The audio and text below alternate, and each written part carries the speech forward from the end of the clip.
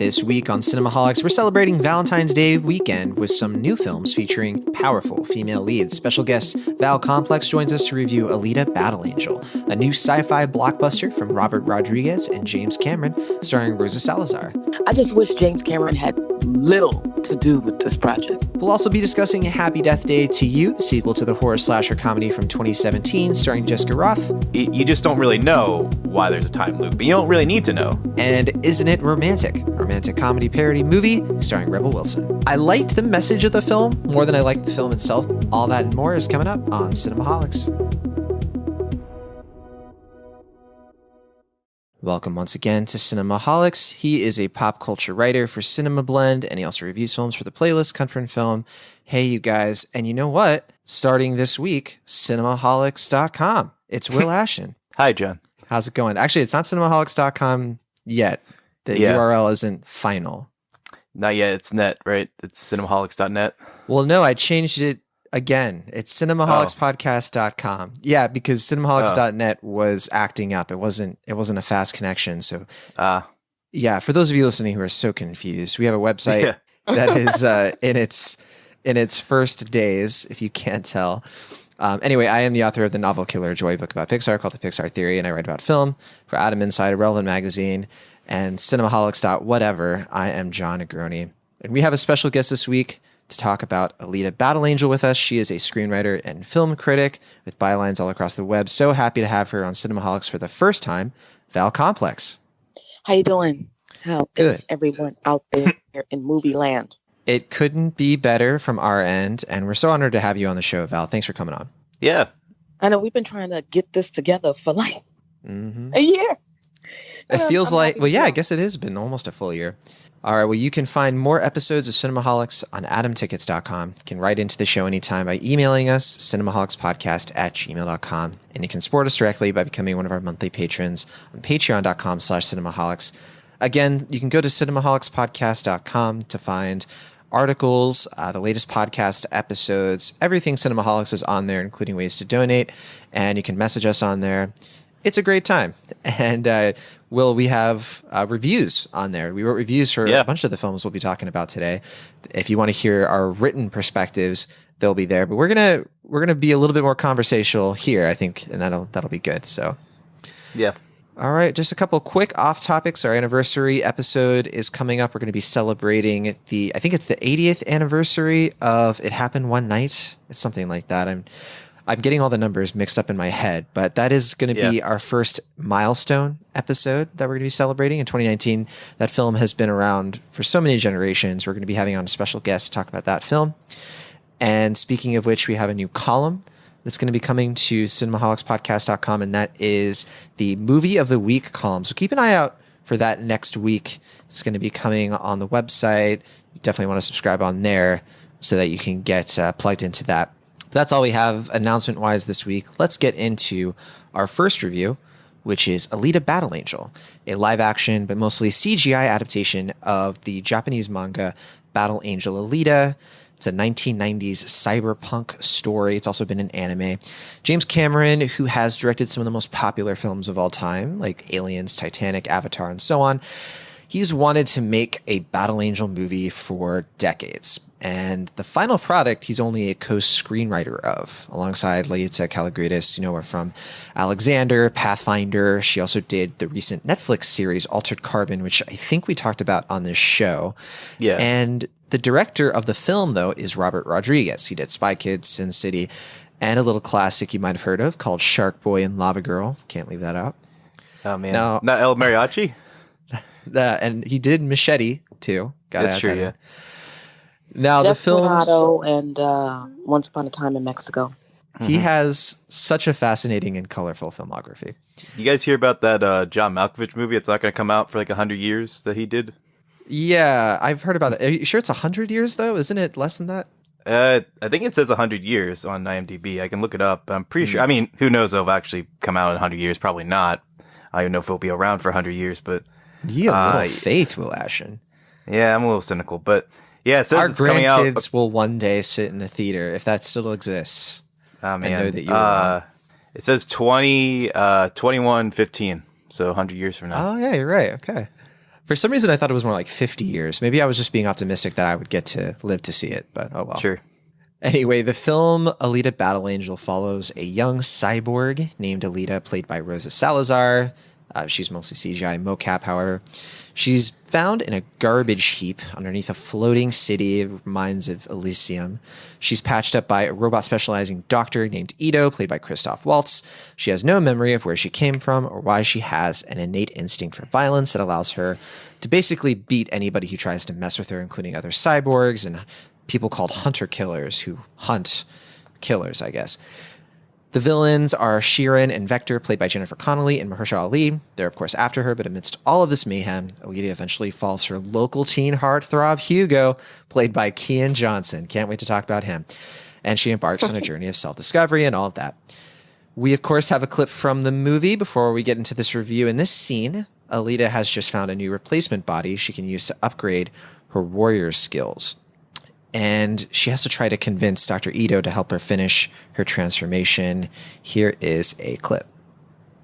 This body, it has the power I need. I feel a connection to it. I can't explain. This could be who I am. You've been given a chance to start over with a clean slate. How many of us get that chance? Why did an enemy warship respond to me?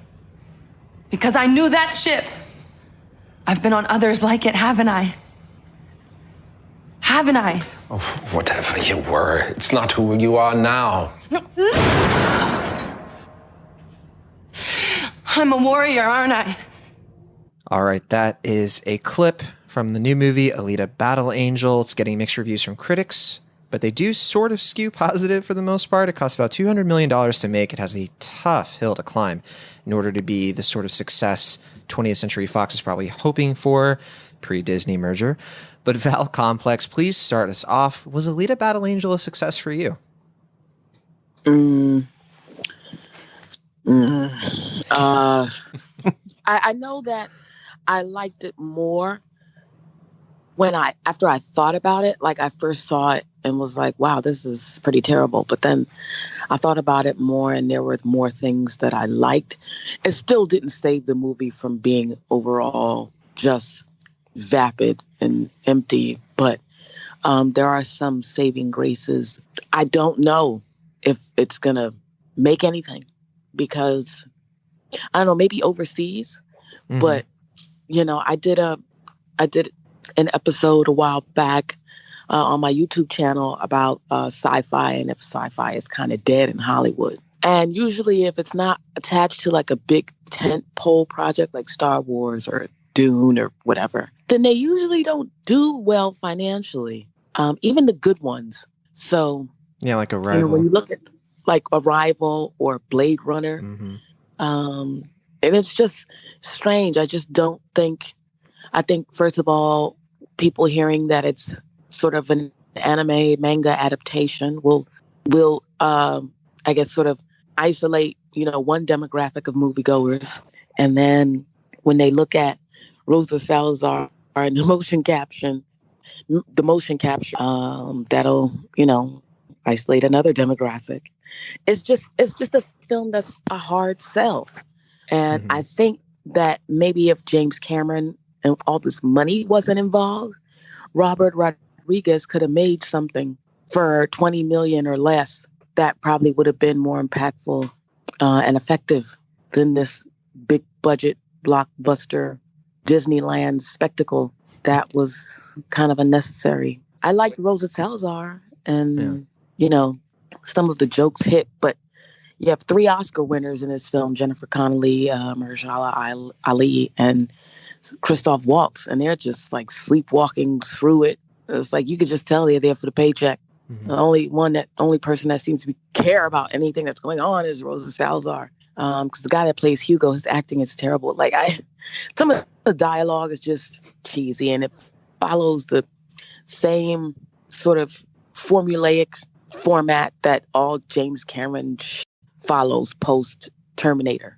I just wish James Cameron had little to do with this project because it seems like a James Cameron film, and a lot of people forget that Robert Rodriguez directed it. Like people, you know, I talk to people and they're like, "Oh yeah, that's right. I forgot he directed this." Like, yeah, it kind of sucks because it just seems like a James Cameron project and that's it. I'm curious though, when you say like, when you mentioned Disneyland, did you get the sense that this was like made to be some sort of like theme park attraction or something, or like with all the world Well, building it was they doing? have they The have the Alita Avatar. experience. Yes, they have the Alita experience, which is just pretty much like a maze sort Yeah. of team building thing that you can go into. And because I've done it here in New York, and it's actually pretty fun. It's just it's bigger than it needs to be because even the anime is very the two anime OVAs that are out are very sort of lo-fi Mm-hmm. sort of things. I understand like Motorball and stuff would need to be like like something that's expensive to shoot, but it just seems it's got so much color, and I don't know, it's not the bleak dark world of the manga and the anime. Oh So yeah, definitely not. It's I was like a little PG-13. I was a little disappointed. And even if it's PG-13, they could have did something with it, but it just studios are afraid to push the button for some reason to go to R. I don't know. Maybe if something like Annihilation was PG-13, maybe more people would have went to see it. I don't know. I don't see Alita being successful, unfortunately. Not Right. financially. I could be wrong.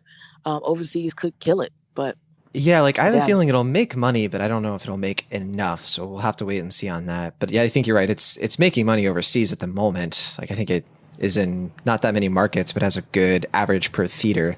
But yeah, so Will Ashton. So we so far it sounds like Val's like kind of mixed, but mostly negative. What about you?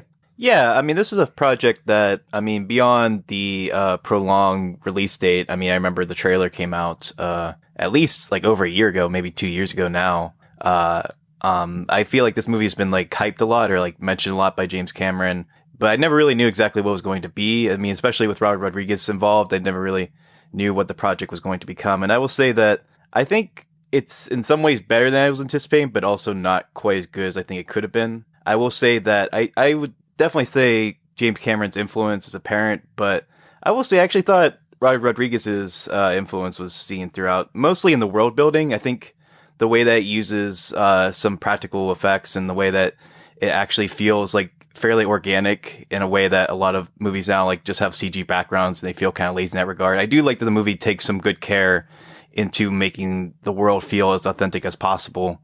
And I think that is ultimately Robert Rodriguez's influence. I think he takes a special notice of that. But there's something about the film that, for the special effects, which I think are pretty incredible. I mean, I know a lot of people are jarred by them. I think seeing the trailer in like short spurts, it can be a little weird to see the like eye effect. But I think in the film, it feels pretty natural in a way that I was not anticipating. And I think at its best, it's some of the best special effects CG work I've probably ever seen in a film. Like just this gorgeous, like state of the art filmmaking, like advancements are often hindered by this script that feels just so generic and plotting in a way that feels very retro and not in a necessarily charming way. It just feels like, oh, this could have been more. Like you put so much effort into like the look and design of the film, but the story is so basic and by the numbers that it feels like, yeah, like it's like going forward and back at the same time. It's a very weird kind of contradiction in that way. But I do think what ultimately makes me like the film is Rosa Salazar's performance, who I think is great. I mean, I really like her. I mean, I think she first came to my radar was the second season of Man Seeking Woman. And I know that she has been on the up and up. And I think this is going to be a great showcase for her talents. It's a shame that the movie's probably not going to do well because I don't think that's going to ultimately help her. But I do think it's going to get her on a lot of people's radar. And I'm very excited to see where she's going to go from here. But I also quite enjoyed her chemistry or like her father-daughter relationship with Christoph Waltz. I felt it was tender and sweet in a way that I wasn't anticipating. But I do feel bad for Marshall Ali, who seems to be kind of doing Morpheus cosplay throughout and not really giving a chance to get a showcase to prove his talents. And poor Jennifer Connelly, she just looks like she wants to be anywhere but in this movie. Mm-hmm. I like her look like throughout, like I could read in her eyes, like, get me out of this, please get me out of this. And I felt bad because we know they're great talents, and I feel like the script doesn't play them any favors. But as a film, ultimately enjoyed it more than I didn't. I know with the ending hyping the sequel, it feels kind of bittersweet. Like, we're probably never going to get a second Alita movie just based on the box office projections for this film.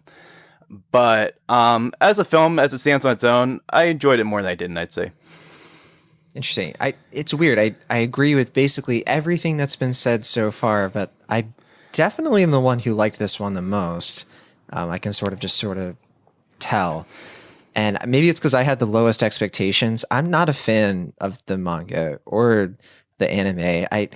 I do think that it's got a great visual style. It's got a good cyberpunk quality. It was very before its time or ahead of its time. And the ultra violence of it is obviously kind of interesting, but I never thought that was a story that aged super well. And so I was not looking forward to this. I was like, it's another kind of Avatar. It's like all about the visual effects. That's all that's going to be, the reason to see it. It's going to have the paper thin story. It's going to have the weak characters. And for some reason, I think the action is what really got me with this. Like, every single action scene in this had me really gripped for some reason. Oh yeah, the action is fabulous. It's great. Yeah, it just made me want to forgive like these terrible character relationships. I love Alita herself. I don't like her relationship with any character. I don't like her even with the Christoph Waltz character, to be honest. Mm-hmm. But I like her so much that I kind of just didn't care. I think I just sort of settled into accepting that this was a very, like you said, basic, formulaic, you've all said it, kind of movie. And then I just sort of enjoyed the spectacle of it. I have a feeling that it's just one of those movies that in a few years, it's going to be pretty dated technologically, and it's just going to be forgotten for that reason, which makes me a little sad because you could have a follow-up to this if it was successful enough, obviously, that you'd be able to improve what we have here and actually get a movie that's the whole package. But yeah, I definitely liked it more than I disliked it. And I would say that it's an easy recommend because, I think, Val, what you said was very true. Like, people just don't show up for sci-fi movies because sometimes they expect them, maybe even the good ones, that they may not see any appeal. What science fiction is supposed to be is it's supposed to be deep and introspective and tell something very, true about humanity. I almost hesitate to call this a sci-fi because there isn't really any of that. It's really just kind of like a YA sort of, not that I have a problem with YA, but it's more of like a self-discovery. It's more about like a person figuring out who they are. It's not really about science and technology and how that could be any sort of interesting world building. And so it's more of like, to me, an action movie first. And maybe that's why I give it more of a pass than maybe some other people do. And why I think some people will go and see this. And if they're not, I almost say, like, if you're not a huge fan of sci-fi, if you don't go in expecting Blade Runner 2049, you might enjoy this a little bit more than you're expecting. But I think a lot of people will see it and just not have a good time because they can't just get into it. They can't get sucked in because there are some weak elements here. But I do agree, Will, with what you said about the setting, the world building, and the practical effects. I thought like the Ed Skrein cyborg, for example, was such a convincing effect that they pulled off. I want to know, though, what you all saw your films in, like, what format. I saw mine in Dolby, so great sound, great visual. But what about you, Val? I saw it in like Dolby 3D. So how was the 3D? It wasn't super helpful. And that's kind of shocking because one thing that James Cameron does do well is 3D. But this, I don't know, it seemed unnecessary. It didn't really need that for the world. And I want to give the film more credit because Robert Rodriguez really goes out of his way to employ and to give acknowledgement to Latinx communities. And I don't think people noticed that Iron City had a very almost Mexican sort of, like Mexico sort of aesthetic with the colors and some of the architecture. And listening to some interviews, like Iron City is inspired by a lot of Latinx architecture and stuff like that. So I thought that was interesting. I caught that he was definitely inspired by Mayaguez, one of the places where my family's from. Yeah, and that's definitely a really good reference for it. And the action sequences are very, very well done. They are like edge of your seat. But it sucks that when it's over, you're like, oh God, when is the next one coming? Because I just need that next action scene. It was like, put it in my veins. And then the rest of it was like, okay, just put it away. But I really like, I don't know, did Rosa Salazar do her own stunts or something? Because she can move if she did do her own stunts and it wasn't like CGI, computer generated or whatever. I think she had some of the stunts and then not some of the other ones. She had like an interview segment thing after my screening, and she was saying she did some of the stunts, but not all of them, I believe. Oh, okay.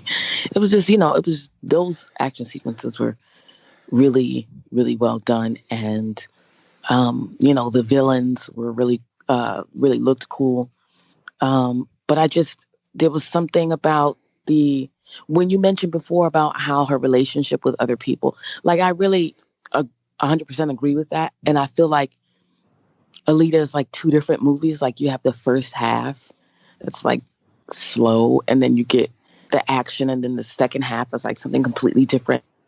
And I feel like it's a film that should have started somewhere in the middle, not specifically an origin story, but something where we see a lot more action and a lot more of what she can do now. Right. Or at least a time skip, right? Where we don't have to watch her figure things out for the first time. It just sort of skips to the part where she's a little bit more settled. But no. Right. That's what I expected of the film. And, they did this whole origin thing. And I don't know if James Cameron cares about having a sequel. I think this is just a labor of love that he just wanted to sort of get out of the way. And, right. He's got enough sequels with Avatar to worry about. Right. I don't actually think it matters. I'd like to see a sequel. Like this whole like love story thing. It's like, who cares? Let's just see this android, cyborg, whatever she is, do her thing and not have to worry about, how human she is. It's like, we can discover that as we watch. Like, we don't need the exposition. The film was really exposition heavy, and it really annoyed the crap out of me. But there are some redeeming qualities. I don't want to be too negative about it because there are things that I liked. Yeah, My Life as a Teenage Robot. I was thinking about that one. It's like you have this hyper-violent robot character, but she's also a teenager, and it is a weird paradox that I don't know if it's fully successful. But what about you, Will? Did you see this one in any sort of special format? I saw it in IMAX 3D. That was where my screening was, and I was disappointed with the 3D as well. I was really expecting that to pop more than it was. Not that it was bad 3D. I just kind of expected it to be more. Given that, so the person the person who did not see it in 3D liked it the most. So what does that tell you? Probably nothing, but I'm just, I don't know. I always prefer non-3D myself, but was there anything about this film that you think, because I sort of touched on this, where, maybe it won't be a huge box office juggernaut. Maybe it'll eke out enough to warrant a sequel, but, do you think this is something that audiences are going to gravitate toward, or do you think it's something they're just going to kind of forget in a couple of years? I'm not sure. I mean, I don't ever want to rule out James Cameron just because anytime I've ever been like, oh, that's not going to work, or oh, that's probably going to flop, he has been extremely successful. I mean, Avatar probably being the most prominent case, but I don't think this one's going to work out in his favor. And like we were saying, it's not really his film entirely, so right. He can't get all the credit or blame for this necessarily, but I think it's going to earn a cult following. I do think people are really going to appreciate the special effects and Rosa Salazar's performance and just the way the world is built and how much care is went into that in the production itself. I think there's definitely a lot to like here, and I think people are going to overlook the flaws and appreciate that. But I don't know if it's going to be like a huge cultural impact. I think it might just be more niche, which is a shame because for a film that's like this big and expensive, it's kind of like another Scott Pilgrim thing where it's like made for only a certain number of people, but it's made with a budget that's meant to be like much bigger. So that's my guess at this time. I was gonna say, I do appreciate that they tried to market it to a wider audience. That in this case, they weren't trying to be like, well, hey, anime fans, you should come check this out. Like, a lot of anime to live action in Hollywood does that. And that's the wrong demographic to target when it comes to this. Because, anime fans like myself are so burnt out by the nonsense that comes out of Hollywood regarding these adaptations. I think of Ghost in the Shell. Yeah, I was gonna say it's definitely better than Ghost in the Shell, at least. Oh yeah, I mean it had a lot of reminders of that, but I was like, well, this is way done a lot better than that movie, which I hated, and has really no redeeming qualities except for Weta, who does really great work all the time. May not be in good movies, but they do good work. As far as the film being successful or becoming like a cult classic, nah, it doesn't have that. Especially in the same weekend where Fighting with My Family and the wildly successful Happy Death Day sequel are out. I seriously doubt it. Yeah, we'll be talking about Fighting with My Family more next week, but that is a film I definitely enjoyed much more than this one. But a very different film, I should say, But I would say I was a little surprised by how similar sci-fi wise. Like, I thought that Happy Death Day to You was probably the more sci-fi friendly movie than this one, funny enough. Yeah. But that's a different conversation. Let's get into our final grades. I'm a B on this one, kind of right in the middle, not a very low B, not a high B whatsoever.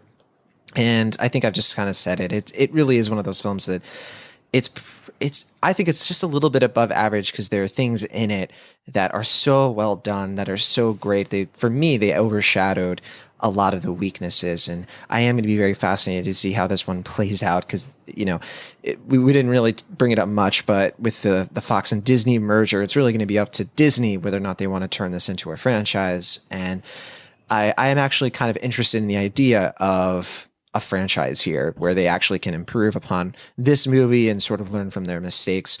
And there was one thing I didn't mention because it gets sort of into spoiler territory, but there is something that this movie does in the way that it sort of sheds a lot of the character development, a lot of things that happen, and gets rid of it so that what happens next to me was like, okay, that's the movie I want to see. A lot of people are criticizing the movie for that, where they're like, I just want a more pure standalone movie. And I totally understand that. This is not that kind of film. It's a setup. But I can't help but say I did get pretty excited. So it's a B for me. And what about you, Val?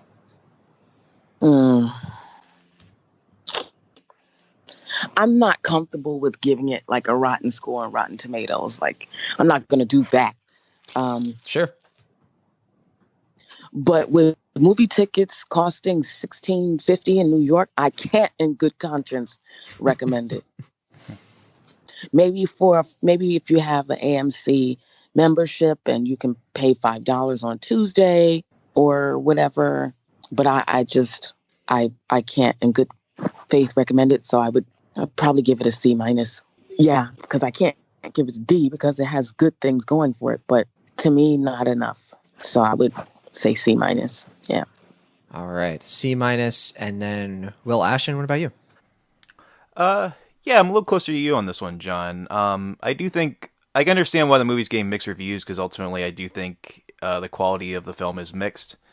And I do find myself, for all the stuff that works in here, I do find myself disappointed when stuff doesn't work because it feels so obvious. Like, oh, why, like, for as much money and time as you spent on this world building, why did you not make the dialogue better? Why did you make this romance so trite? It's just it's so aggravating in that regard. But I do think I enjoyed my time watching it. I would say it's worth seeing as a matinee just because I think the theater experience for this is going to be worth it if you can get it. But yeah, it's a film that feels like overstuffed and overworked, but also could use more work, ironically. It's this weird contradiction of a film, but ultimately, I'm glad that Rob Rodriguez was able to kind of go into the big budget films. Like, he's often doing stuff that's a little smaller. And I would say I like this more, I'd say probably way more than the Last Sin City, the Last Sin City movie. And I would like to see him do more blockbusters. I think he has proven himself pretty successful in that regard. And I know he definitely has enough experience and critical acclaim to prove it. So, yeah, ultimately, I'm going to give it a B minus. Yeah, I wish it was a little stronger, but I had a good time watching it, and I think it's worth seeing.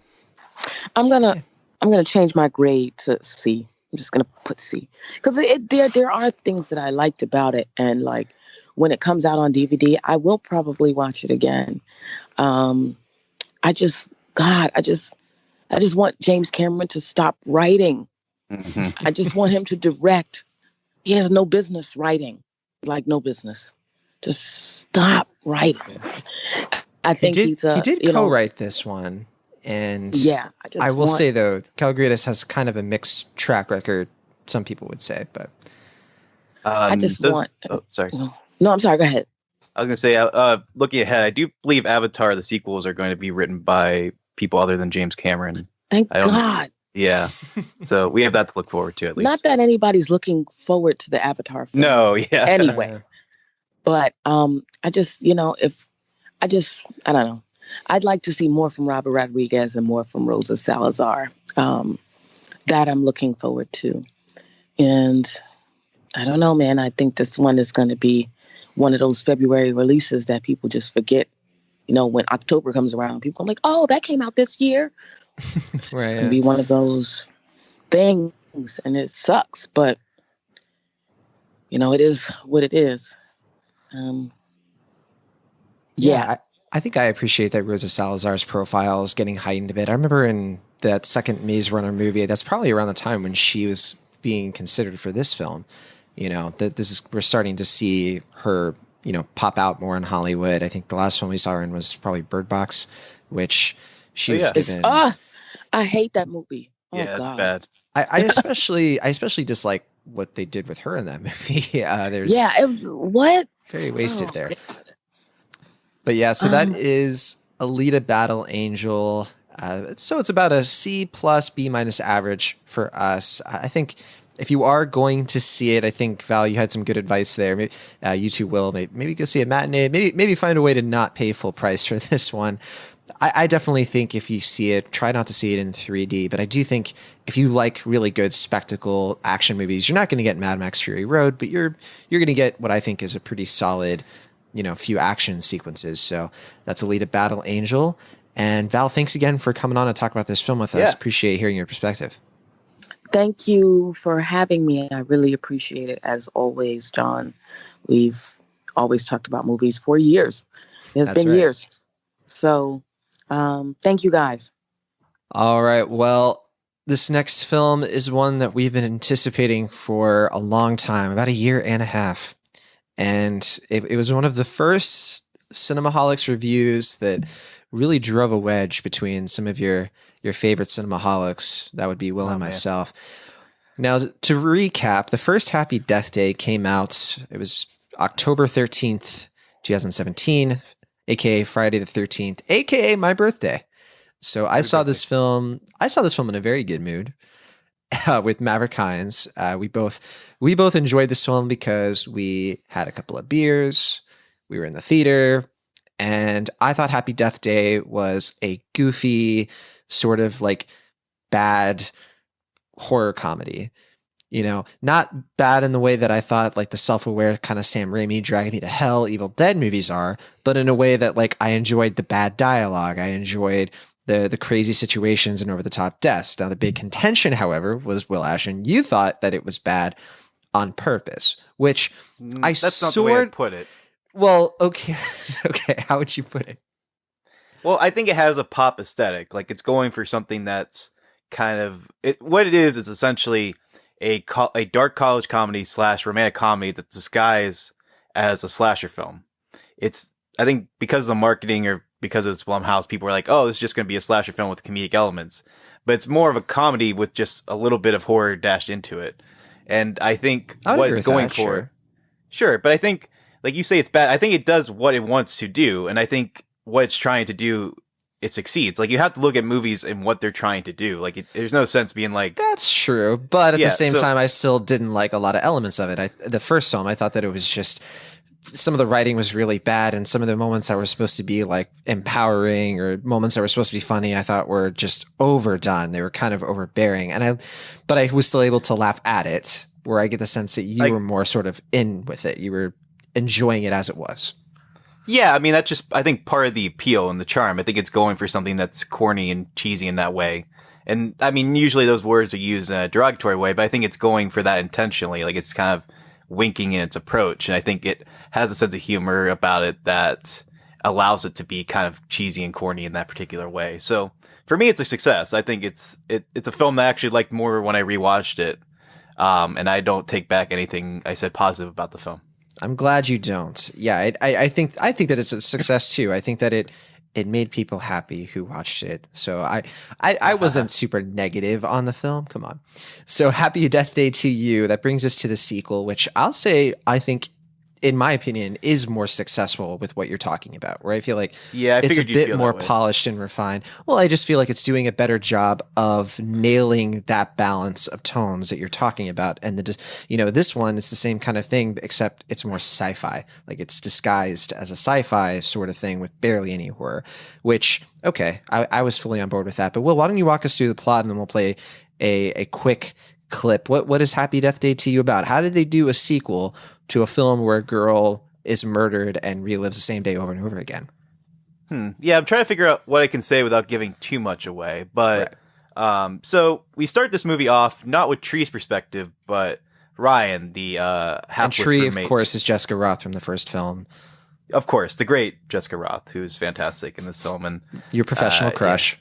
Yeah, my professional crush. I was very heartbroken to realize she's engaged. I learned that on Jimmy Kimmel, and as long as she's happy, that's what counts. Yeah, yeah, of course. But I also wish you would respect my privacy at this time. So, in any case, so we start the film off with Ryan, who is the roommate of Carter, the love interest of Tree, the aforementioned Tree. So we start from his perspective, and it seems a little familiar. Like, he wakes up in his car, he gets harassed by a dog, some homeless guy asks him for change. A guy on a skateboard with coffee almost runs into him. He tries to get into his room, and doing so, there's some guy with a trumpet playing for some reason, which is a callback to the first movie because you hear the guy yelling, "Shut up."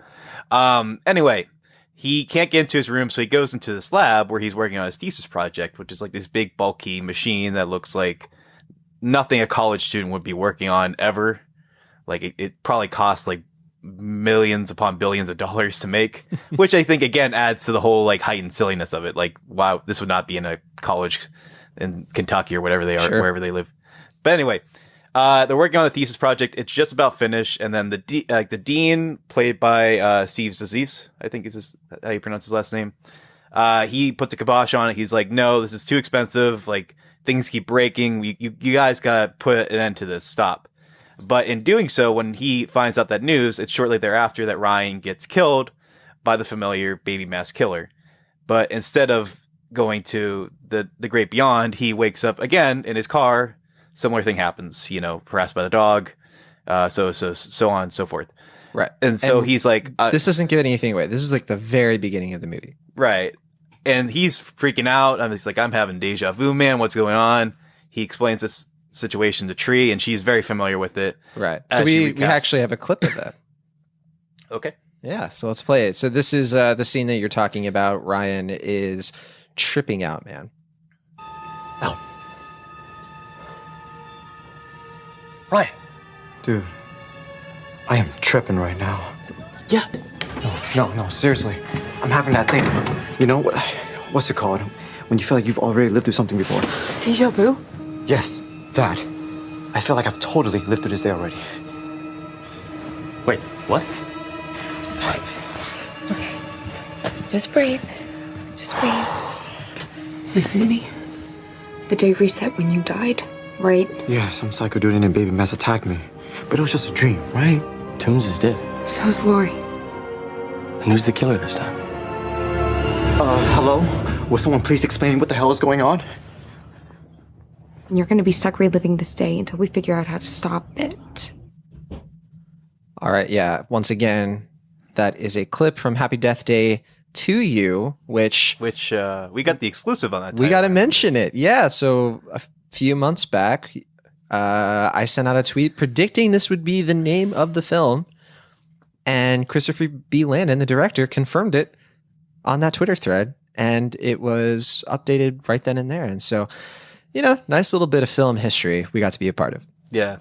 I'm very happy to have been part of Happy Death Day history. That makes me happy. That's right. Yeah, and I heard that there was like a scam sort of lawsuit where people were trying to stop this film from having the Happy Birthday. Like they claimed they owned the rights to the Happy Birthday song, and it was total garbage. The couple that like has the rights to that for some reason. I don't know why they're doing that. Yeah, right. It didn't work out, obviously, and this film managed to be Happy Death Day to you. Instead of coming out, of course, around Halloween, this one comes out around Valentine's Day, which actually I thought was pretty perfect because it is the kind of film that I think couples should go see because it has a nice little love story in it. And I think on the whole, this film, we won't get into like certain plot specifics and like what ends up happening, but it goes in directions you don't really expect, and directions that I thought were obviously reminiscent of Back to the Future. They mention that film many times, but in a way that I thought was lovingly done. I don't think it's all that funny, but you said the word charm. I will say this film has a lot of charm. I wish it had been a little bit funnier, and I think I would have really liked this one or considered it a really great, celebration of Back to the Future. As it is, I just think it's just all right. What about you, Will? Yeah, no, I'm basically in alignment with my opinion of the first film. I think there's some things that this movie doesn't do quite as well as the first. I think it's not quite as neat and compact. There are a couple of loose threads from the beginning of the film. I was a little peeved. It's definitely more complicated for sure. Right, which makes sense. But they introduced something, and I can't say too much more without getting the spoilers, where I was like, oh, this is going to be really interesting. What's going to happen here with like involving multiverses?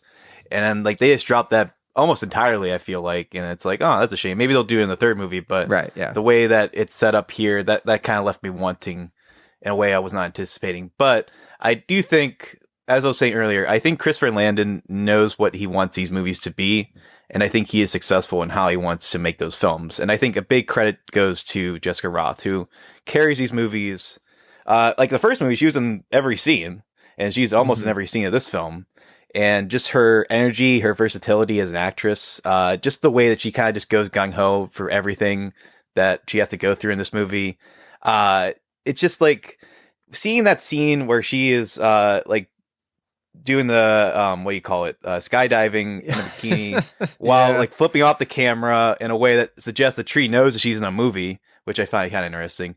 Like just in slow motion, like to me, like that scene's like, this is exactly what this series is. Like it's goofy, it's like takes no prisoners, just off its rocker, having fun with this time loop premise. And I find them very infectiously silly and enjoyable. And I won't say that they're perfect by any means, but I do think what they're trying to go for is exactly what they achieve. And I think even though this movie, I'll agree with you, I think the comedy, I think it was a little more successful in the first movie because it had a little more of an edge to it that I think was a little more fitting given the darkness of the premise. But I do think that this movie is a little more accessible than the first movie. I think maybe it's pretty nerdy. Like, I think there are some things about it that'll turn people off, like some of the weird science of it. But it's like movie nerdy. Like, it's like mumbo it doesn't actually make sense. It's like the Ant-Man and the Wasp joke where they just put quantum before everything. Right, exactly, yeah. It's mumbo jumbo science. But I do think that the movie does take criticisms from the first movie and applies them to this. Like, for instance, I'd say so. The relationship. I think the relationship between Carter and Tree is a little more developed here. Because, like, in the first movie, he just wins her heart basically by being not a terrible person. And, like, doing, like, the one decent thing in that situation. But in this movie, like, you get to understand more Carter as a person. I think, what's that guy's name? Israel Bassard, who is her fiance, I want to say. I'm obviously joking, but... Yeah, I don't think so. I don't know who her fiance is. I'm just rubbing this salt. I know you don't want to know. Sure. Yeah. Better not to know, I guess. To let my heart be still. But yeah, no. I do think that the movie it's a little more fun with how it plays with the premise. Like, I think this movie is a little more experimental than the first movie was in a way that I think it mostly succeeds. And it does the rare thing where it actually explains the time loop and what that is. And which I have mixed feelings about. Yeah. I netted out that I liked it. because they went for it, they committed to it, and Right. they did it in a way. Yeah, it was mumbo jumbo science, but I thought that they did it in a way that was mostly satisfying for me, at least. No, yeah, no, I agree with that, and that's ultimately why I think it works and why the movie works. But I think for me, like when it was introduced, like there's something about taking out the magic of the first movie a little bit. Like that's what I kind of like about the first movie in a way, is that like you just don't really know why there's a time loop, but you don't really need to know. That's something I actually like, though, because they commented on the film, and she's like, I went through all the emotional journeys of the first film for no reason. Like it had nothing to do with what got her out of the time loop. I actually thought that was very, that to me was like part of the charm, was they were kind of poking holes at the sort of mystical, mysterious thing. And because I think if they had continued that, like if it had just continued to be why is this happening? Who knows? It would have felt more of like a plot contrivance. I mean, it still kind of is, but at least it's a plot contrivance with some information, right? Or some cause and effect that we can cling to. Right. No, I agree 100%. For me though, it's just taking a little bit of the magic of the first movie out. Like the first movie, when you watch it, the time loop could be anything. It could be mystical. It could be, like some kind of spiritual, whatever. Just when you give things an explanation, it's concrete. And that just takes some of the magic out. That's just how I feel. But I agree ultimately. I think everything else you said about it is true. And ultimately, that's why I think it works, having the explanation for it. And I do think having that explanation gives this movie, or this franchise, I mean, a chance to, ironically enough, go on basically forever. I mean, I think the tree story... It has a purpose, right? For at least one more film. Yeah, I think the tree story, like I was going to say, is probably going to end with the third one, assuming there is a third film. But I mean, ideally, like with this premise, you could theoretically just go on forever. Like you could just have a time loop with anybody, really, because you could just do the same thing over and over again. But that's what I mean. Like, I think if there's any sequel that could have had the liberty to essentially repeat itself, pull like a Hangover 2 and just do the same thing over again, it's this movie, right? Like, cause it's like fitting, like I wouldn't even put it beside the filmmakers just to release the first movie over again as a short-lived joke. I'd admire the chutzpah of that. But you'd be the only person. Everyone else would be like, boo. Yeah. Right. No, obviously, yeah. But I think as a sequel, I think it's smart. I think it's clever in its approach. I think it's winningly sincere. And I just think it has a good sense of humor about itself. And I think both these movies know what they want to be, and they indulge themselves in that way. Like they don't care that it gets ridiculous, or that they might alienate people by being too goofy or too silly or anything. And I will say, I mean, there's like one or two comedic moments this one that I felt like maybe were a little too broad, even though I did enjoy it. The sequence where it's like the dean and another character. Do you know what I'm talking about? Yeah, that one was like a little like, what is this, like sketch theater? Like, right. Yeah, it was a little Looney Tunes, but right, I allowed it. Sure. Again, like I enjoyed it, but I do think like that kind of took me out a little bit. It was like, okay, this is going on a little too long. But again, yeah, no, I just think this movie is so much fun, and I'm glad you like this one a little more than the first one. Yeah. Again, I just think that it was a little bit more refined to me, where I just had like a confidence. Like I felt like what I was watching, you mentioned it, I felt like I really was getting a sense of what Christopher Landon wanted to say, scene to scene. It does have that. I did like the nerdy, weird science stuff. I'm not saying I dislike it. I just do wonder if it might be a little bit too much for some people, and it might, but it's not, it's something that I appreciate more than I don't. Yeah. That's what I'm saying ultimately. Right. I will say, I think you're 100% right about Jessica Rothe, because I think if you remove her from the equation, this film does not work at all. It really is a film that needs the lead actress to be a cut above everyone else, honestly. Yeah. Not to say anything negative about anyone else in the film. She's just the actor who sells the most, important parts of the film, especially when it comes to the emotional drive of this one, which even though the comedy isn't better, the emotion stuff really is. Like, it really works here. And it's a big reason why I walked away from the film pretty satisfied with what I watched. Yeah, I mean, like, especially with the beginning when we have the segment about Ryan, like, I do admire the risks from Landon, to like start a movie off with like what was essentially like a third tier character. It was bold, but absolutely appropriate and well done, I thought. Sure. But at the same time, like, no offense to the actor, but like, I didn't like have like that same magic. And there was like a part of me, I was like, oh no, is this not going to quite size up to the first movie, at least in my opinion. But once Jessica Rothe came in, like you were saying, it just comes alive. Like something about her presence and her her affection for this character and the way she plays it so willingly and openly.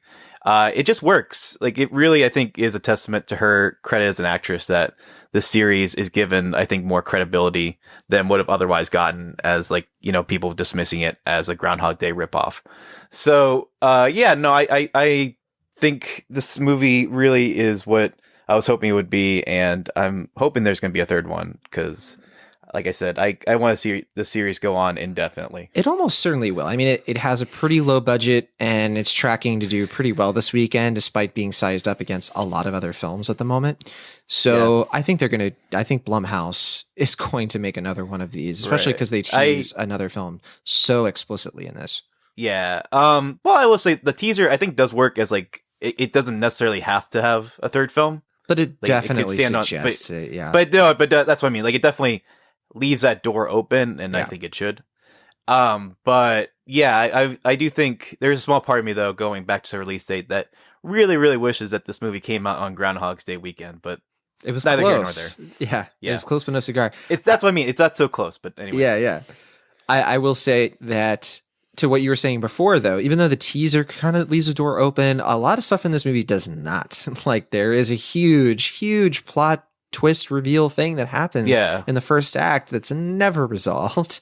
And to me, that was like, okay, they're going to do this in the third one. Like, there is a moment part way through the film when you're like, oh, okay, we're never going to find out what's really going on, are we? And you just sort of have to sit back and accept that. Real quick, I do want to say, because the last time we talked about this film, we mentioned that we were both big fans of Jessica Rothe, obviously, and kind of looking forward to what she might be able to do next. Unfortunately, the problem with that is she doesn't have much else on her filmography coming up. So she has a Valley Girl remake, which is on the shelf because Logan Paul is apparently in it. Logan Paul is in that movie, which that's not great news because he's a bit of a lightning rod of controversy. And then Chloe Bennett and My Women are in it too, you know, pretty well recognized, you know, Ashley Murray, Peyton List, people who obviously, you know, have a pedigree, and you know, I want to see this movie. I think that it could be really good. Yeah, you think you could just like refilm those stuff, like pull in all the money in the world and just shoot? Like, I don't know how big his part is in the film, but you could always just reshoot that and then release the film again if that's the core issue with releasing it. Yeah, I really want to see it because it's supposed to be a musical comedy. It's Rachel Goldenberg, who's known for Funny or Die. I mean, this is Amy Talkington did the screenplay. This looks like a funny movie, and I think Jessica Rothe is great with comedies. I think the only other like major release that she's been this lead in was the Forever My Girl movie, which I didn't see. I think you saw though, right? I didn't see it. No, I didn't. Kimber talked about it on the show, but I haven't seen it. Right. I knew someone had talked about it, but regardless, Jessica Rothe is somebody who I think should be given more to do. I think she's a breakout star who has been breaking out over and over again, which I guess you would say that's fitting, right? Yeah. Okay. Yeah. But anyway, Happy Death Day to you. I give it a B-. I think it's worth checking out, especially if you enjoyed the first one. I just think that it doesn't fully work, but the stuff that works pretty well. Yeah, I give this one a hearty B. I had a lot of fun, and I'm just looking forward to these movies continuing again and again. I think it's one. Yeah. I just think it's like, even with like the logo for both movies, like you just know it's going to work. At least I do. Like, but the first movie like repeats like over and over again. And this time when it like it's spliced up into 3 like Universal logos, I was like, okay, I'm back. This is going to be we're in good hands. Yeah. And so, I hope more people catch on to this film. I think a lot of people did enjoy the first film, but I think the second one, like I said, I think it's a little more accessible. So I think more people are going to be willing to go back or give the second or the first movie a little more notice. But I will suggest, John, I think you should rewatch that first movie. I think it's more confident than you give it credit for, especially since there is a montage that literally is to the tune of Demi Lovato's Confidence or whatever that song's called. And that's all it takes, right? All right. Well, that is Happy Death Day to you. About a B average from us. And now playing in theaters. A lot of things to pick from the theaters this weekend. You know, it is Valentine's Day weekend. A lot of things came out on Wednesday. And we had a romantic comedy, right? That was about romantic comedies as well. It's called Isn't It Romantic? And Will Ashton, I am starting to think that you are sticking me with the romantic comedy beat, because last week I did What Men Want, And this week I'm now I doing... didn't tell you to see these things. You do this on You your own. didn't tell me, but you basically were like, I'm not going to see it, so... I never said that. No, if I we're just going to like cover it. I just ignore it, and then you're like, "Well, I guess I better do it. I'm the savior here. I better." The pick these out." listeners have to know if they should go check this out.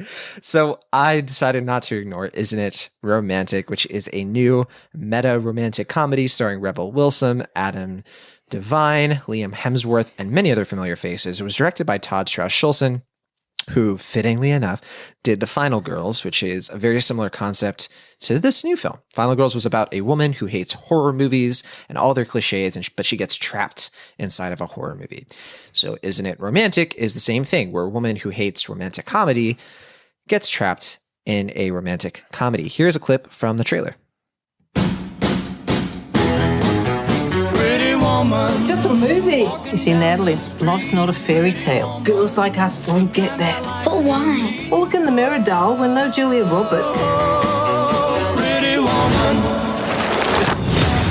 Every day is payday. Swipe my card, then What are we talking about? Natalie's saying that romantic comedies are bad. All those movies are lies. They're terrible pop songs. I think people would have an easier time seeing you if you were a little more open. Hey, I'm Jack. Natalie. Give me the purse! Why does this shit always happen to me?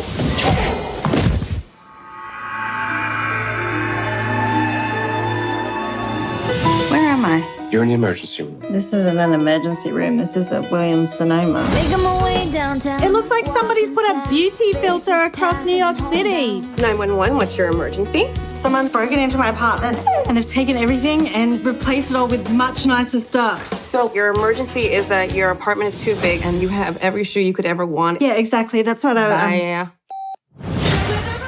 All right, that is from the trailer for Isn't It Romantic, which is out in theaters now.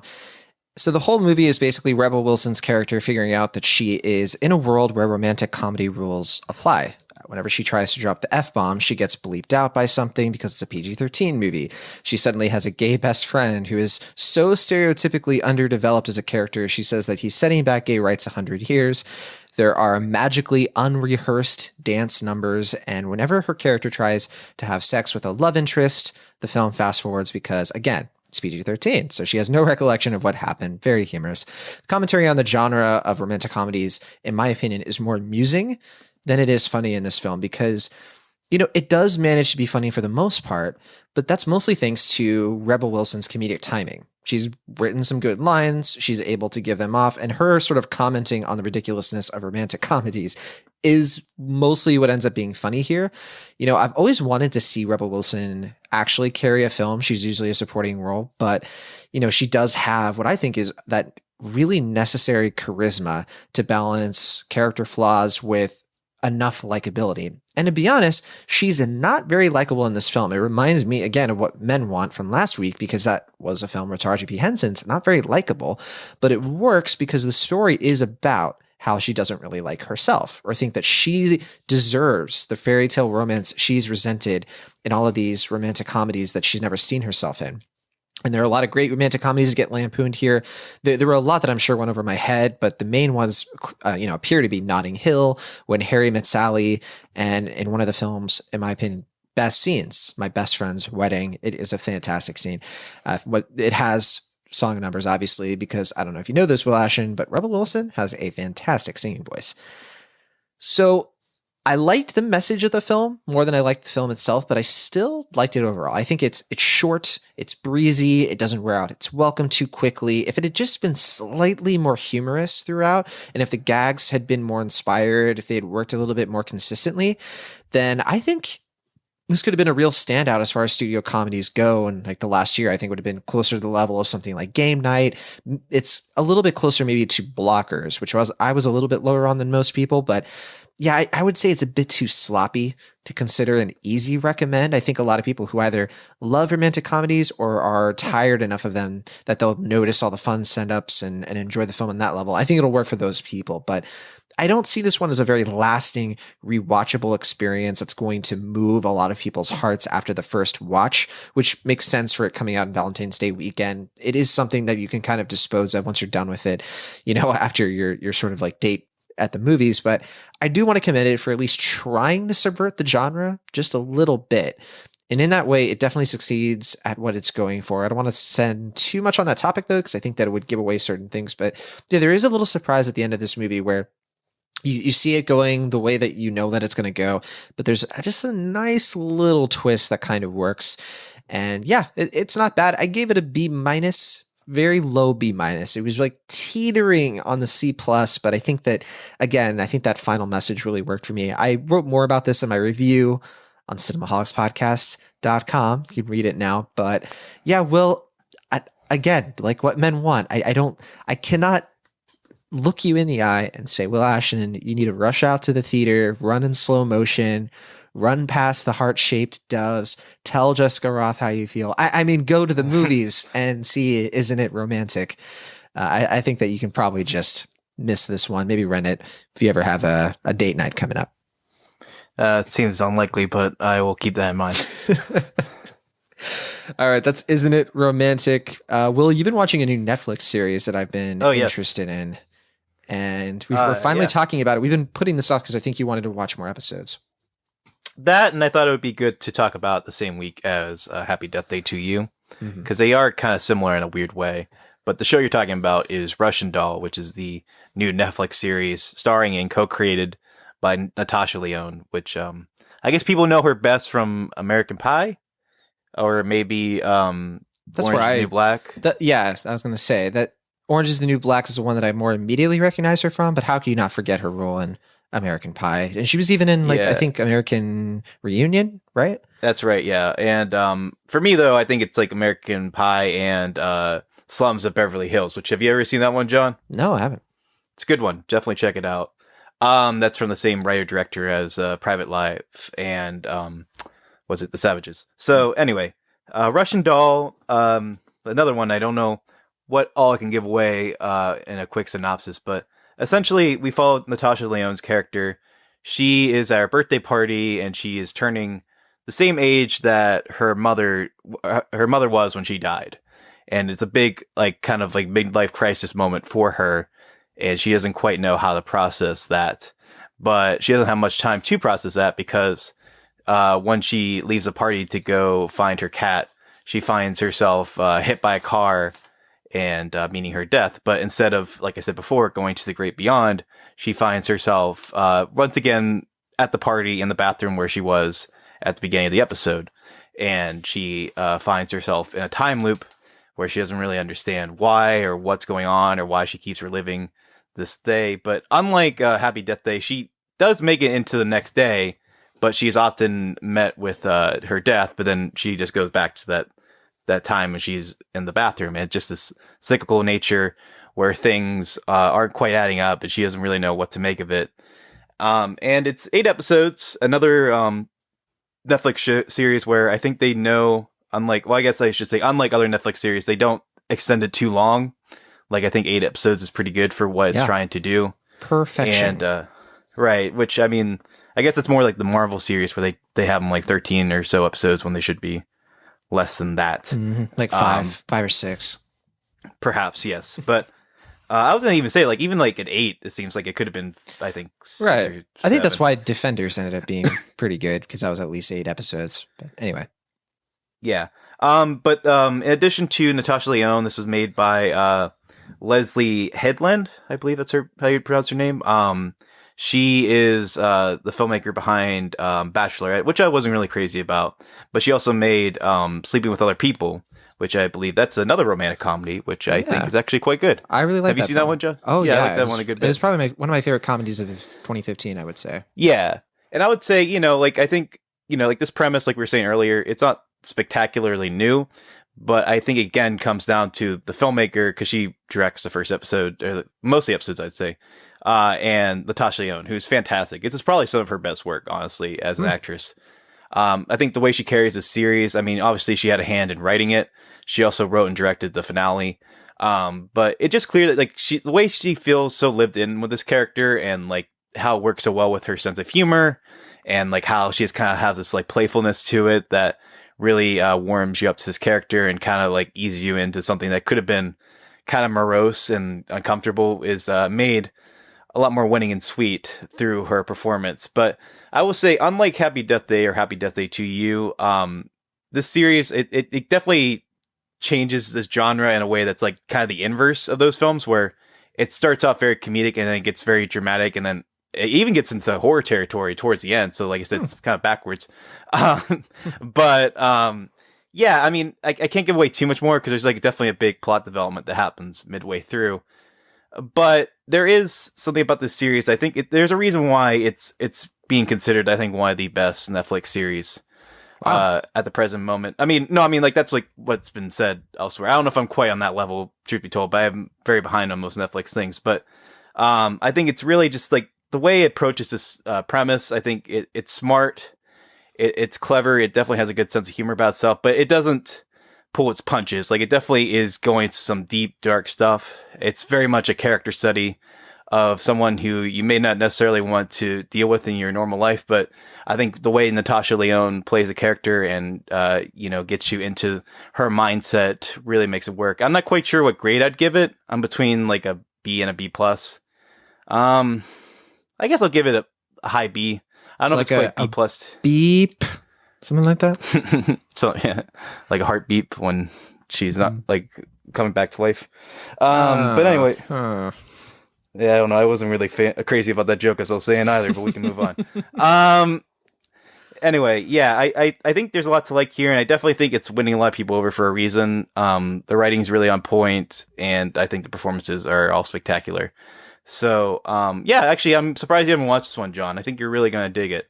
Yeah, well, if you get a chance to check it out. The problem is I've been watching a lot of other series, and it's been Sure. tricky. I'll get into that in a second, but my only question was, I heard that Jamie Babbitt did some of these episodes in the middle. Yeah.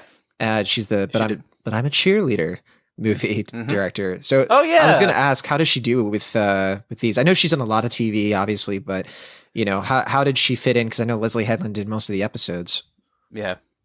Yeah, I didn't even make that connection because, truth be told, I actually haven't seen But I'm a Cheerleader. It's been on my list for a long time. I should make a point to check that out because I've heard it's great. I think you would like it. Yeah. Yeah, no, I think I would too. I mean, I've seen clips from it, and I definitely like those. But I'm a big fan of Jamie Babbitt. I should say, like, she's directed episodes of The Marvelous Mrs. Maisel, Silicon Valley, Nip Tuck. I mean, some of the best shows. Yeah, for sure. I think she definitely has proven herself time and time again. And yeah, she works really well here. I will say the time film and time or again, the show, fittingly enough, right? Yeah, exactly. I'm glad you catch on to my puns. Yeah, I would say that, the show has a surprisingly pretty good visual sense. Just in the sense that I guess I was expected to be a little more like straightforward, and it actually has like a great, kind of visual kineticism to it, especially towards the end. That suggests that I do really hope that, Natasha Lyonne, goes into directing and writing more, because I think she proves herself in that final episode in a great way. But I mean, talking about Jamie Babbitt, she is certainly a commendable filmmaker, and I think that is true in her work here. All right. Well, that is Russian Doll, and you kind of mentioned it. I haven't seen it because there have been a lot of things that we're going to probably talk more about next week, but there's the new season of The Dragon Prince on Netflix. I've been watching The Umbrella Academy on Netflix and Doom Patrol on DC Universe. I mean, a lot of content kind of hitting us, and we can't take any time off, Will Ashton, because before we know it, it's going to be March and April, and there's going to be even more stuff hitting us. This is a very content heavy season, mainly thanks to these streaming services that are not really, the winter slump doesn't exist, right? To Netflix and HBO and all these places. Yeah. And because of that, we have to be on our toes so we can watch what we think you all might be into. So again, that's Russian Doll. And it sounds like of the things you could pick, that's a solid choice. Yeah, for sure. And I didn't even mention it, but I do think if you check it out, it's pretty quick and breezy. I think you can get through it pretty easily if you just sit down and watch it all the way through. But I don't know if it's a miniseries or a TV show. I don't know if they're going to go with a second season. The ending suggests that they may not. But if there's a second season, I'm really looking forward to seeing what it becomes. All right. I will say, next week I'll talk more about these shows, but I will say, please, if you want to watch a TV show right now, if you want to watch an animated series, The Dragon Prince, very short episodes. There are now 2 seasons. There aren't a lot of episodes, and it's a very quick watch. and it's fantastic. It's one of my favorite shows, period, right now. And I'm also enjoying Umbrella Academy, so I'm looking forward to seeing more episodes of that so we can talk about it. But something that I did watch in full, and we're really sticking mostly to movies this week, is horror noir. Which have you heard anything about horror noir? I think I mentioned it the other day, and you hadn't heard of it then, but have you looked into it yet? A little bit. I've seen ads for it, or I've seen like promotional material for it, but I haven't gotten a chance to check it out yet. Gotcha. But Okay. I heard it's really good. Yeah, it really. Oh man, it's probably my favorite documentary of the year so far, and I saw a bunch of really good documentaries at Sundance. So yeah, I guess I should qualify that, right? Because it is only February. Yeah. That said, Horror Noir is a documentary. It's available on Shudder. It's also playing in select theaters in, I think just Los Angeles and New York, if I'm not mistaken. But Horror Noir is a documentary that chronicles the history of Black horror films. What is Black horror, and how Black people have been represented in films over the last 100 years, since one of the first films ever made. We actually have a trailer that does a pretty good overview of what this documentary is and what you can expect. So here is a clip from the trailer. We've always loved horror. It's just that horror hasn't always loved us. Black people play a particular role in horror films. First, we weren't in it. We were played by white people. Yeah. We went from maids to pimps and hoes. If there was somebody Black, they would be the first to die. Black films hold a mirror up to society, but at the same time give an audience an escape. My name is Blackula. One fellow said to me, you were directing before it was legal. You can be the boss down there. I'm boss up here. Yes, that's history. We've shifted from being the focal point of the fear to being the heroes. All right, that is from the trailer for Horror Noir, which is now streaming on Shudder. If you haven't heard of Shudder before, it is a streaming service. It's kind of like Netflix, but for horror. It's pretty great. Right now, in fact, I think you can watch Revenge and Mandy, which were two films that you and I really enjoyed last year. But that's the kind of niche of Shudder, is it really specializes in a lot of horror films throughout history that you can't really get anywhere else, right? And Horror Noir, fittingly, is it feels like a history lesson, but one that is just fascinating to watch. We were talking about, but before this episode, and, in certain parts of this episode, we were talking with Val Complex, our guest, about, representation, and especially with Alita Battle Angel. And after seeing Horror Noir, you get kind of like reawakened to a lot of the really problematic tropes of how Black people are depicted in film. But what's really great about this documentary is that it really leans in on the horror movie aspect of it to really showcase how that's changed, evolved, and in some ways regressed as much as it's progressed in certain, eras. But one of my favorite sections of this entire film is when they go to the 80s and the 90s, because you deal with sort of the atomic age, obviously, and then Night of the Living Dead is a big center point in this film, because that film, like you hear in the trailer, like they made history, where one of the leading characters was a Black man who was not, he wasn't a victim, he was in a certain part of the movie, but you know what I mean, like he was a hero for a big portion of that film and a very competent character. And they really get into detail of, the setbacks, the limitations that we eventually get into the blaxploitation of the 70s. You get a lot of really great film suggestions there of, how that was both good and bad. You sort of heard in the trailer too, the idea of Black people were being stereotyped as, pimps and hoes and that sort of thing. And then in the 80s, you have more of like the Black person always dies first, in like Friday the 13th and Nightmare on Elm Street and those films. And then you get to the 90s, which is where Black films kind of hit this, indie cinema resurgence. And it was one of my favorite parts, because that's when you really start to see, the growth to where we get today. And this film has a lot of, you heard him in the trailer, but that was Jordan Peele talking, a big thing about this film is sort of how did we get to Get Out, which is a film that has been largely impactful culturally. And so this was a fascinating documentary to watch. You're really just listening to, Black cinema experts and Black directors throughout history. Like the director of Blackula is in this. The director of, I think, Ganji and Hess is in this, I want to say. A lot of directors you may not have even heard of who are here, and they're sort of just telling their stories. They're talking about what it was like to make these films. If you are passionate about film in any capacity whatsoever, and I have a feeling a lot of people listening are, because you listen to a podcast about cinema, right? So this is the sort of film that is going to educate you. It's a great overview. It doesn't go into too much detail. Like, I don't think it's something that gives you an education in the sense that like a film school course on this subject would. In fact, there's somebody who teaches Black horror cinema.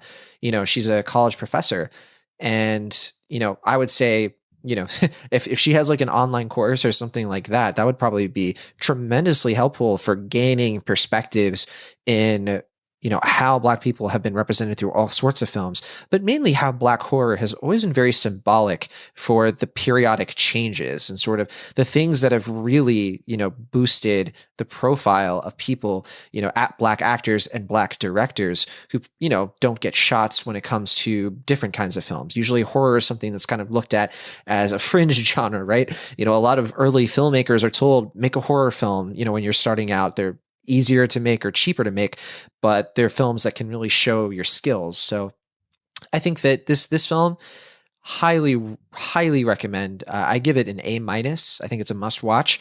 And Will Ashton, I hope you see it soon. I think that it's one that you're really going to get a lot of value out of. For sure. Yeah. I'm definitely inspired to see it based on that review. All right. That is Horror Noire. Again, it's playing on Shudder. And if you don't have Shudder, you can get a free trial. And it's a great service. You should consider sticking with it if you have the means. But with that, we have one last film before we close things out. Will Ashton, you saw something called Lords of Chaos. What is that one about? I really don't know much about this one at all. Okay, yeah, it's let's see, it's a horror drama / dark comedy biopic, I'd say.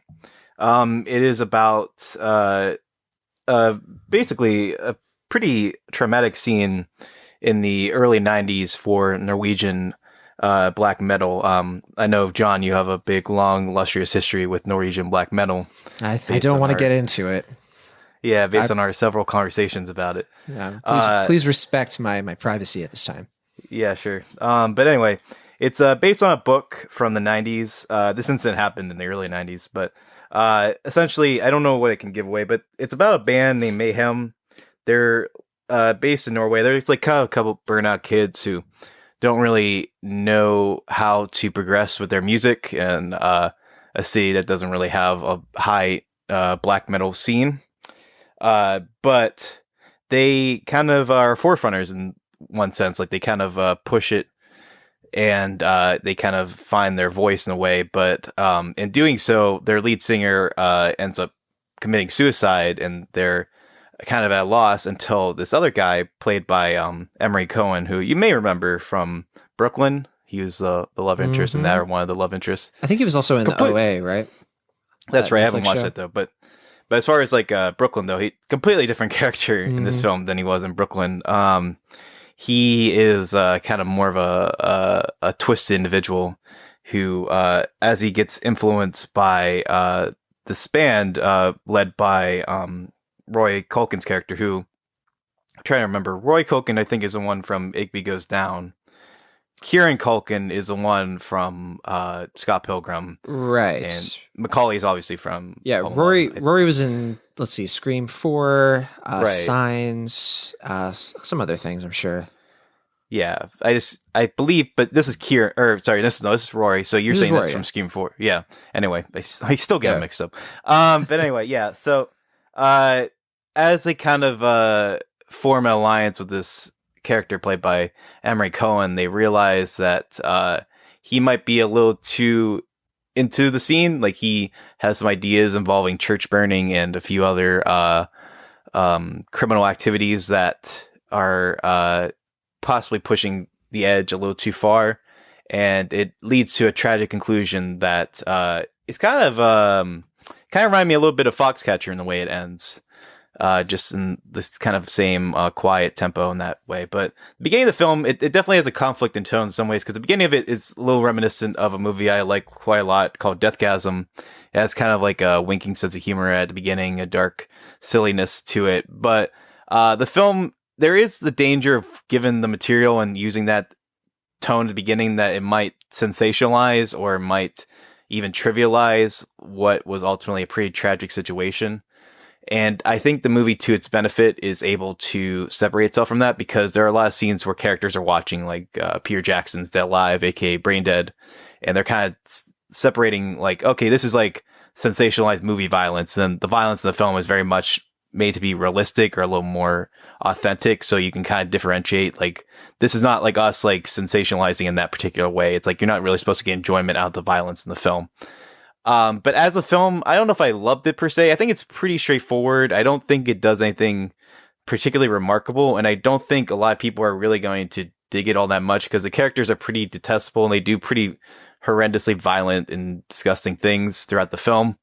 And I think that's going to turn a lot of people off. But if you are a big fan of the metal scene and you know the story, and I think you appreciate the aesthetic of the film and what it's trying to do, I think it works. I think it's a good film.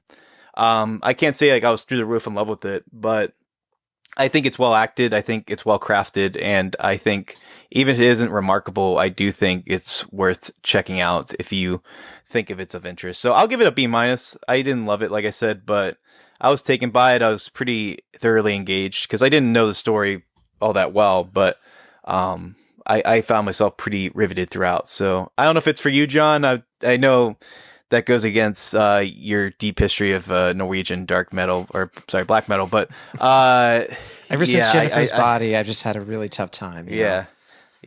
But I dug it, and I think if you check it out, you might appreciate it. All right. Well, that is Lords of Chaos, and I guess is it in select theaters right now? It is. Yeah, I think it's going to be on VOD pretty soon. Yeah. A lot of B- this week, but of all the films we talked about, definitely a couple of highlights, some things that you should probably definitely give a look. With that, that'll do it for this week's episode of Cinemaholics. Don't forget to leave us a review on Apple Podcasts, Stitcher, and wherever else you can leave a review on any sort of podcast channel. And hang out with us on Facebook, Twitter. Just go to cinemahawkspodcast.com, connect with us, or email us, cinemahawkspodcast@gmail.com. We'll see you all next week to talk about How to Train Your Dragon: The Hidden World, Fighting with My Family, and as we kind of mentioned on this show, some new releases, maybe on Netflix and other streaming platforms we couldn't get to this week. And that'll do it for us. From the Internet California, I am John Negroni. And from the Internet Pennsylvania, I'm Wash. See you next time.